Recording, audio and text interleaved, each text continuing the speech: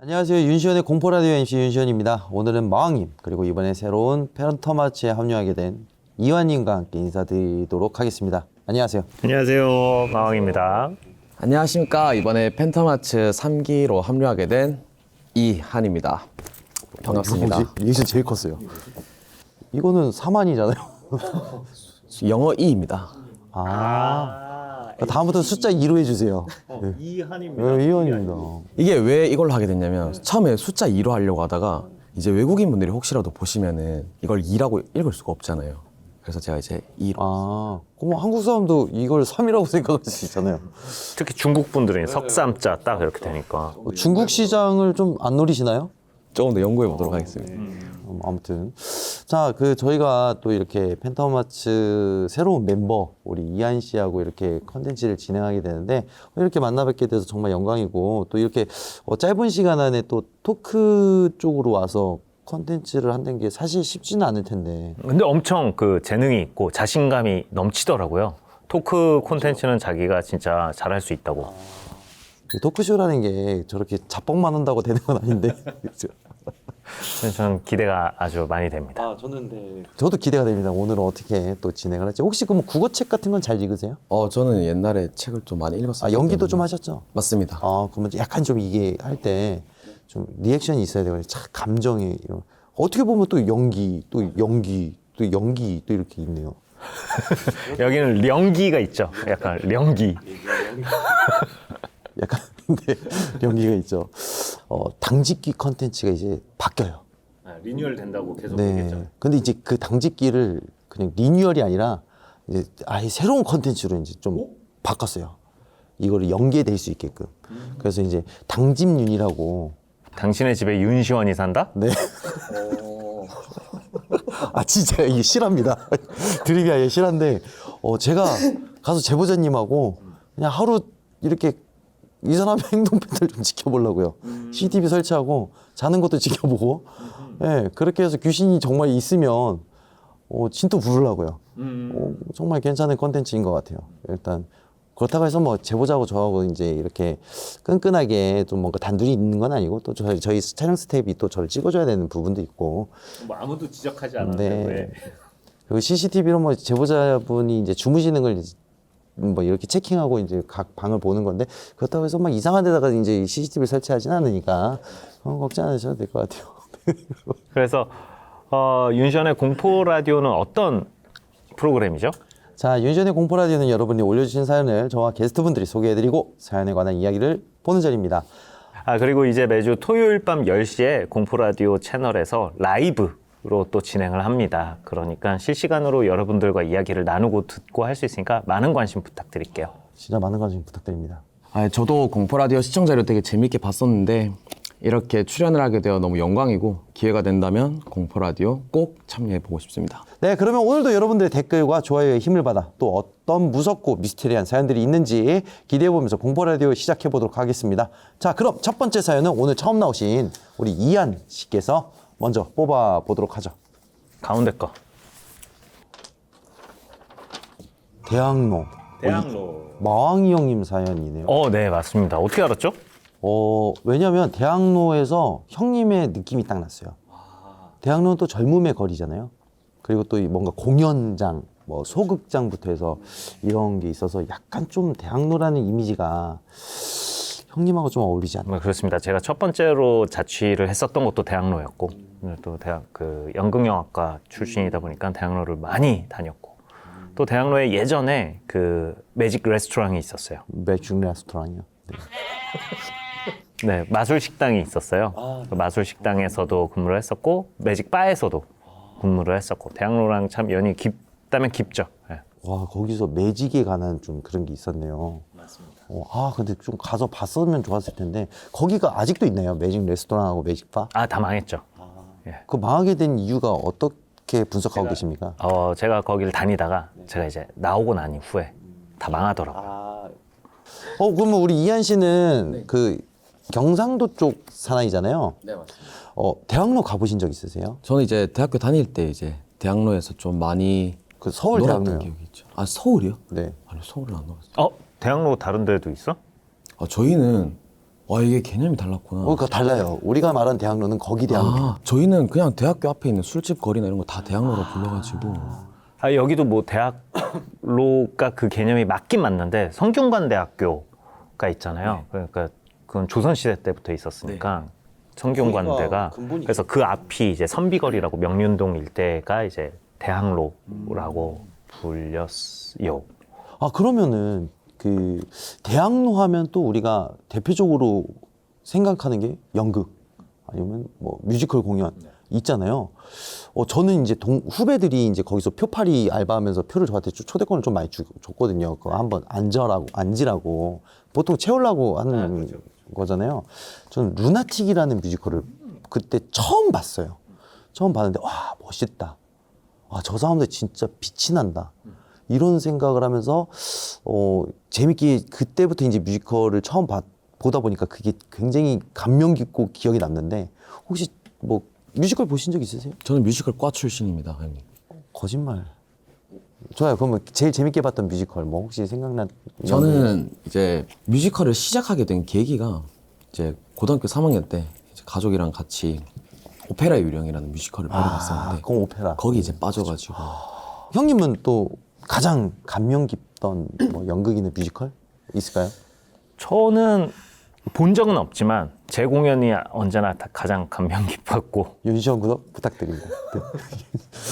그쵸. 항상 자기 게 제일 재밌죠. 근데 저는 형님 거 공연 보러 갔었잖아요. 네. 와, 진짜 너무 이게 막 되게 화려하다가 아니라 느낌이 되게 좋았어요.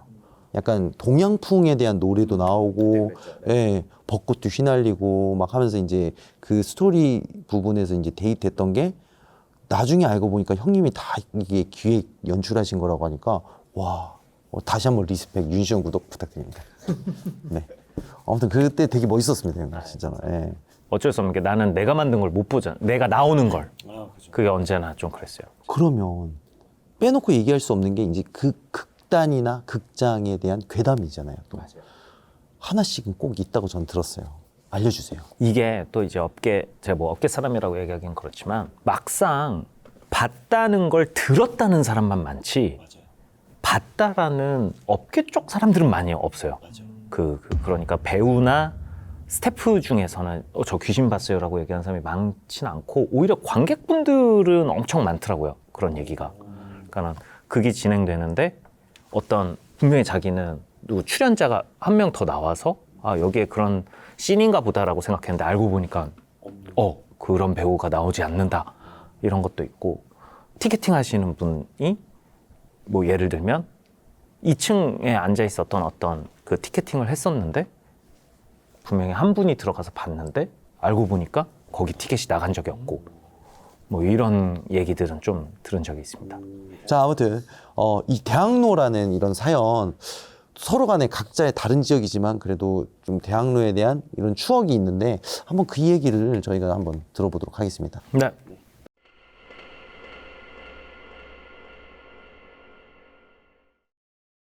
이번에 제가 소개해드릴 사연은 대학로입니다. 그때는 코로나가 터지기 전이던 여름이었습니다. 친한 동생이 연습생이었는데 좋은 기회로 뮤지컬을 하게 되었다고 해서 초대받아서 갔어요. 남자친구와 대학로에서 데이트를 하며 몇 번 연극을 본 적은 있지만 중소극장 뮤지컬은 처음이었죠. 그런데 너무 재밌는 거예요. 어느덧 저는 아는 동생을 보러 왔다는 것도 잊을 정도로 극에 빠져들었었습니다.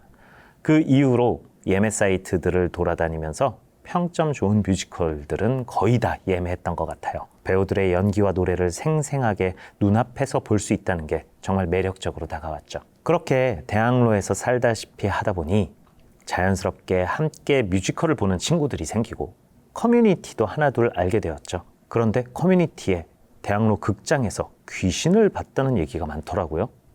저는 살면서 귀신을 본 적이 없었기 때문에 믿지는 않는 편이었지만 극을 좋아하는 사람들이라 그런가 이야기를 참 잘 지어낸다고 생각했었죠. 그러던 어느 날 좋아하게 된 배우가 낮 공연을 하는 날이라 일찍 대학로로 향했습니다. 그 배우가 인기 있는 배우라서 평일 낮 공연이어도 예매가 조금 늦으면 좋은 자리를 구하기가 힘들었었거든요. 그래서 제 자리는 극장 중간쯤 되는 오른쪽 벽에 붙은 자리였어요. 평일 낮이지만 관객이 꽤 많은 탓에 덥고 습하고 몸이 좀 힘들더라고요. 벽자리라 차라리 잘 됐다 싶어서 몸을 살짝 벽에 기대고 공연을 봤어요. 공연이 시작되니까 너무 재미있어서 몸 힘든 것도 몰랐는데 저 멀리 앞자리 왼쪽 끝에서 누가 자꾸 고개를 객석 쪽으로 돌렸다 무대 쪽으로 돌렸다 반복하는 거예요. 저 사람도 나처럼 컨디션이 좀 안 좋나? 아니면 어셔를 찾는 건가?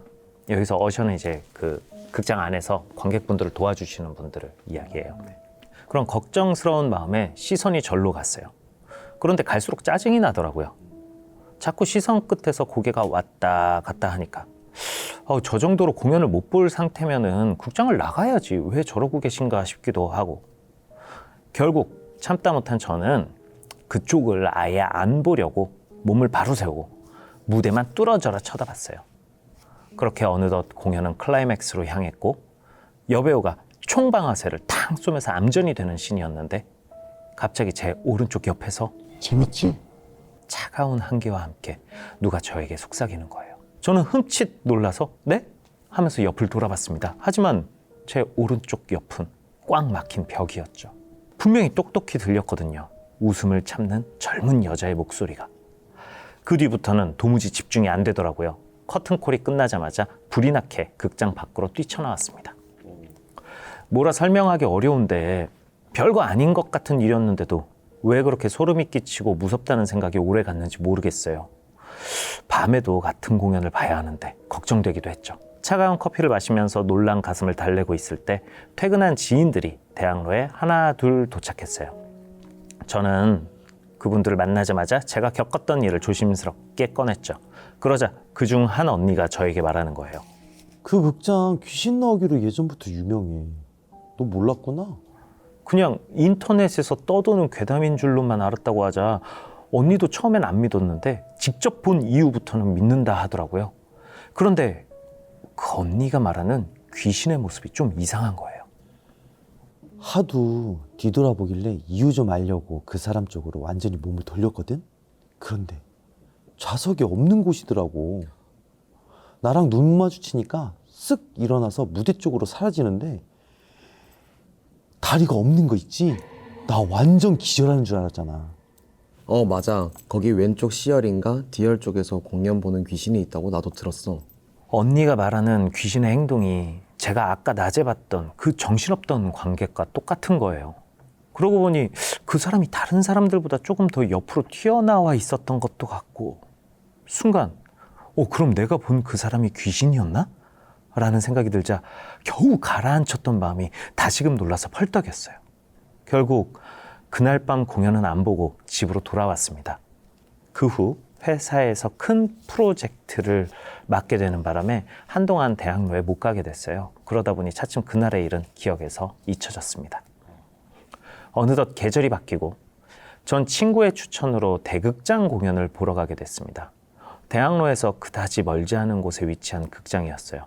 그런데 그게 너무 재밌어서 저는 오랜만에 회전을 돌게 되었죠. 여기서 회전은 똑같은 공연을 계속 반복해서 보는 걸 이야기합니다. 티켓 값이 지금보다는 비싸지 않았지만 그 당시에도 대극장 극은 회전을 돌면 좀 지출이 커지더라고요. 그래서 전 가끔 3층 S석에서 공연을 보곤 했어요. 친구들에게 오페라 글래스, 일명 오그를 빌려들고 본 날이었습니다. 그날 공연은 정말 레전이었어요. 여기서 레전은 레전드를 뜻합니다. 배우, 앙상블, 음향, 조명 어느 것 하나 빠질 것 없이 완벽한 공연이었습니다. 그날따라 여운이 길더라고요. 그래서 전 한참 동안 여운을 한껏 느끼다가 좀 늦게 객석에서 나왔어요. 공연을 보는 동안 엉망이 되었을 얼굴을 정리하러 화장실로 향했는데 제가 평소보다 늦게 나온 탓인지 3층 화장실이 조용하더라고요. 방금 공연이 끝난 게 맞나 싶을 정도로 적막하고 스태프조차 보이지 않았습니다. 평소와는 다른 으스스한 분위기가 어쩐지 묘한 기분이 들더라고요. 그런데 제가 들어온 후 바로 곧 옆칸에서 문 닫히는 소리가 들려왔습니다. 전 그제야 혼자가 아닌 것에 살짝 안심이 들었어요. 그리고 얼마 지나지 않아 세면대에서 물 떨어지는 소리가 들리더라고요.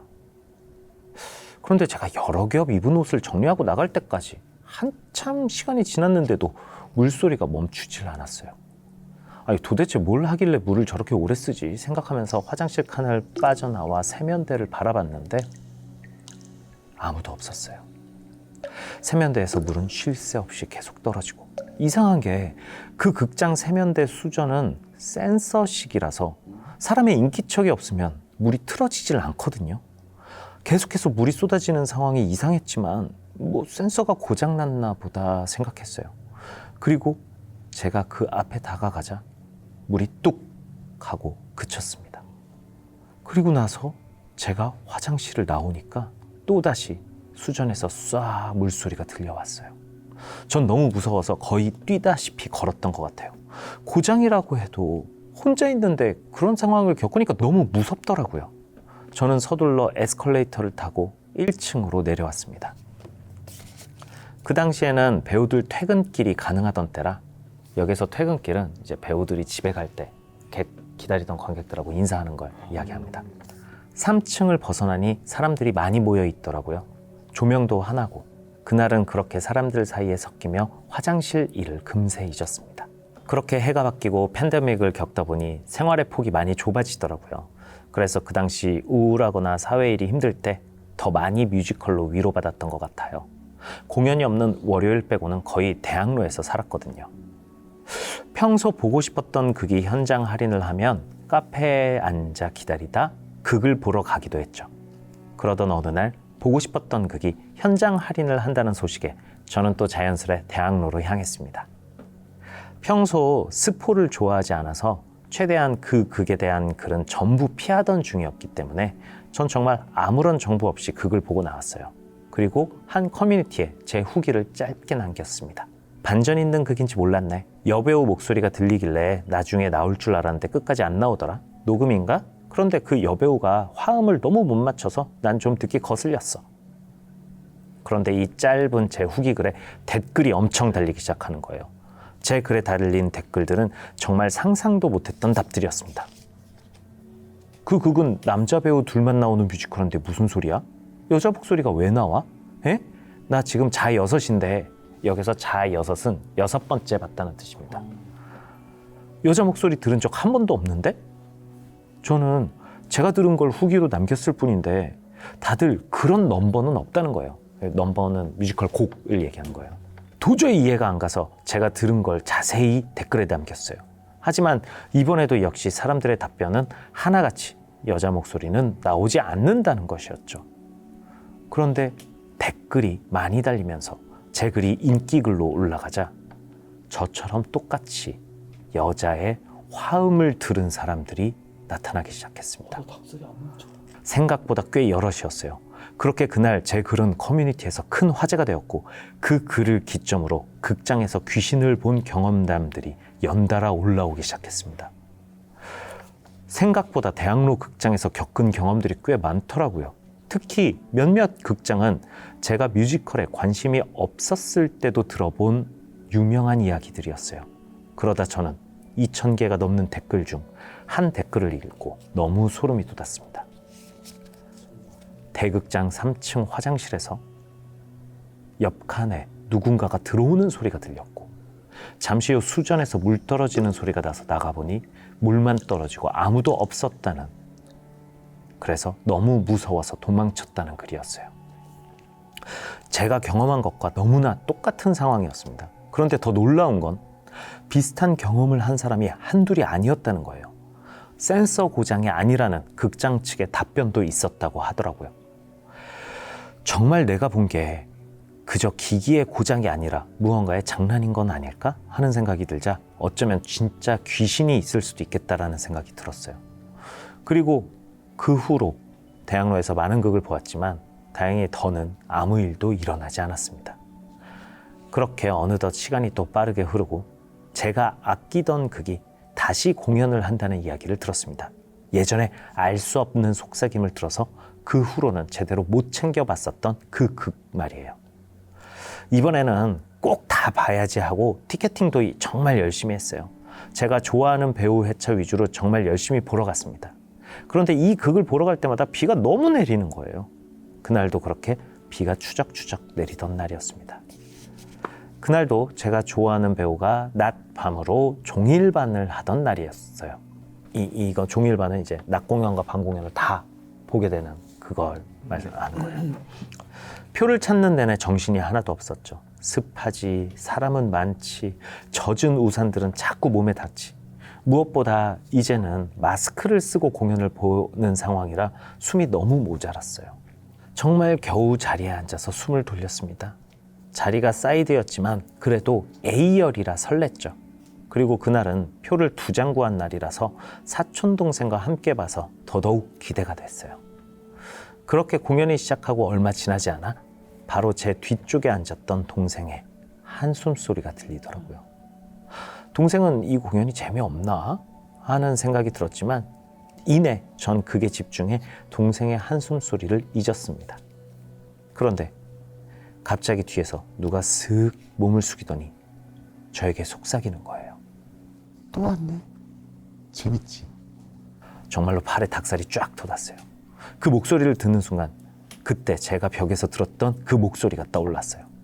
그날 같은 극장, 같은 극, 같은 목소리. 그 이후로 극이 끝날 때까지 어떻게 봤는지 정말 모르겠어요. 넋이나가 극장을 빠져나오는데 어느새 먼저 나가서 제가 나오길 기다리고 있던 동생이 머리를 휙 넘기며 짜증을 내더라고요. 이런 관크는 처음 겪는다면서. 여기서 관크는 관객 크리를 얘기하는데 다른 관객 때문에 방해를 받아서 자기가 공연을 잘 못 보는 그런 상황을 얘기합니다. 아니 저 왼쪽 끝에 사람은 왜 그렇게 고개를 가만히 못 둬? 저는 동생의 말을 듣자마자 진짜 숨 쉬는 걸 잊을 정도로 놀라고 말았어요. 제가 겪은 얘기를 다 들은 동생은 제가 이런 일을 2번이나 겪었다고 하니 당분간 그 극장은 가지 않는 것이 좋을 것 같다더군요. 그렇지 않아도 지금은 저희 집 강아지가 많이 아파서 병간호도 해야 하고 회사 일도 바빠져서 대학로에 가지 못한 지도 꽤 오래되었습니다. 그리고 얼마 전 제가 좋아하는 이 극이 집 근처에서 지방 공연을 한다는 소식을 들었는데도 전 차마 가질 못했어요. 어쩐지 또다시 그 목소리를 들을 것만 같아 도무지 못 가겠더라고요. 나중에 그 극이 다시 돌아온다면 그때에 전 볼 수 있을까요? 아직은 모르겠네요. 제 사촌 동생은 귀신보다 바퀴벌레가 더 무섭다며 이젠 저보다 더 열심히 대학로에 공연을 보러 다닙니다. 지금도 극장에서 꽤 많은 귀신 경험담이 들리는 걸 보면 정말 귀신들이 연기와 노래를 좋아하나 싶어요. 왜 하필 제 귀에 들리고 보였는지는 의문이지만 이 계기로 저는 대학로 괴담을 좀 믿게 되었습니다. 다음에 대학로에 갔을 때는 부디 그 귀신이 저를 봐도 아는 척 안 해줬으면 좋겠어요. 라고 보내주셨습니다. 재밌지. 그래도 귀신이 기억은 해주네요. 또 왔네. 엄청 많은 사람들이 왔습니다. 재밌지. 극장에 귀신이 이렇게 많은 이유가 무엇이 있을까요? 아무래도 사람들이 북적북적 하는 타임과 그러지 않은 타임이 좀 명확하게 있는 곳일수록 저는 이런 좀 괴담이나 이런 경험이 많이 나오는 것 같아요. 사람들이 엄청 많이 와서 보거나 듣거나 느낄 수 있는 확률은 높은데 그러지 않는 순간에는 사람이 한 명도 없어도 이상하지 않는 것 같은 공간. 이런 게 좀 그런 이미지가 있지 않을까. 그쵸. 군대도 그런 괴담들이 많고 학교에도 되게 많고 네, 그런 괴담들이 많잖아요. 극장도 뭐 물론 귀신이 또 이런 노래 같은 것도 좋아한다고 하니까. 굿에 관련된 공연이었는데 그러니까 그 내용상 굿을 해요. 막 이렇게 그 배우가 막 굿을 하다가 이렇게 딱 위를 쳐다봐야 되는 그 씬이 있었는데 그 위에는 막 조명 달려 있잖아요. 거기서 누구랑 눈이 딱 마주쳤대요. 우와. 그 공연 중에 귀신 봐서. 진짜 무서워. 그 사람 진짜 트라우마겠다. 근데 이제 이 얘기를 건너들은 쪽 입장에서는 사실 대극장 같은 경우는 그 위도 사람들이 다닐 수 있어요. 그 위로도. 그죠, 그 그죠. 통로랑 다 돼 있어가지고 공연 중에 스태프가 뭔가 급한 일이 생겨서 거기를 올라가서 물구나무 서서 이렇게 내려가지고. 내려다보고 있었던 게 아닐까. 라는 생각도 들긴 드는데 그렇게 생각하는 게 제일 편하죠. 그런데 사실. 이제 공연 중에는 사실 그 플라이에 잘 안 가거든요. 계속 뭔가 작동되고 있고 하니까 그런 생각이 있습니다. 공연하다가 저는 이제 마술 공연을 위주로 하다 보니까 그런 연출이 있는 경우가 꽤 많거든요. 어떤 귀신이나 영적인 존재. 그리고 그런 애초에 그 귀신을 보여주는 공연도 하니까. 진짜 너무 무서울 것 같아. 그 강령회?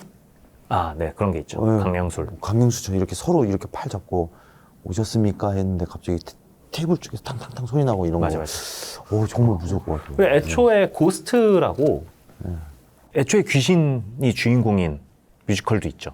아, 맞아요. 그런 미국에서는 또 그런 공연들이 좀 되게 많다고 그러더라고요. 한국도 들어왔고. 그래서 정말로 귀신을 초대하는 리얼리티인 거예요. 아니, 그러니까 뭐 어떠한 장치가 있는지는 모르겠는데 이렇게 딱 그거를 관객 앞에 보여줘요. 오셨습니까? 뭐 이런 신호 같은 거.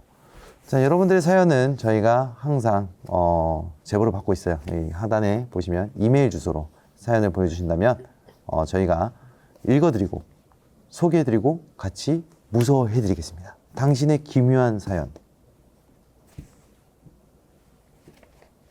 유인시연구도 부탁해요. 여러분 사연 많이 보내주시고 제가 사연이 많이 없어요. 그러니까 여러분 사연 많이 보내주시고 또 댓글로도 많이 응원해 주시길 바라겠습니다.